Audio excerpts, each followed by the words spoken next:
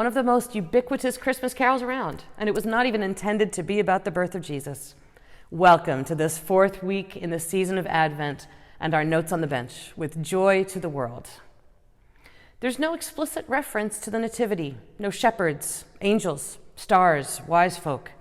The text comes straight from Psalm 98, this version written by Isaac Watts, 1674 to 1748, known as the father of English hymnody.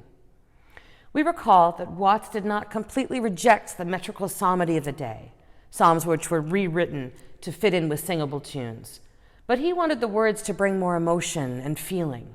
I quote, "They ought to be translated in such a manner as we have reason to believe David would have composed them if he had lived in our day."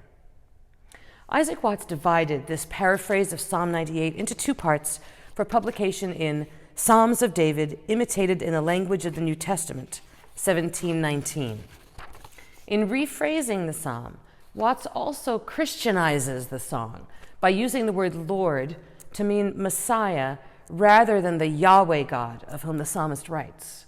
This intentional shift reflects Watts's convictions that church song should be evangelical in the sense of reflecting New Testament theology, freely composed rather than strictly scriptural.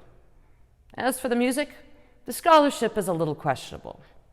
In the early 19th century, it was a common practice for hymnal editors to include in their collections tunes from the extended works of such masters as Beethoven and Handel and Haydn. Today, quite a few of these arrangements are still in regular use. Among those editors was Lowell Mason, the outstanding 19th century American composer, hymn editor, and educator. Mason has for decades been credited as the arranger of the tune Antioch, which he noted as based on a chorus from Messiah by Handel, or more than one chorus. Lift up your heads, and also glory to God, and our carol, joy to the world.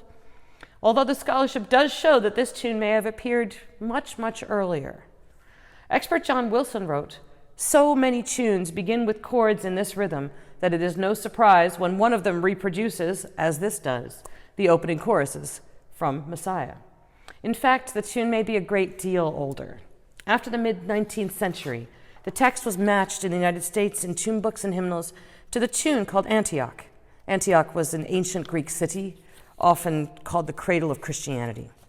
And its almost immediate universal acceptance and use placed this hymn very firmly in the singing tradition of Christians all over the country.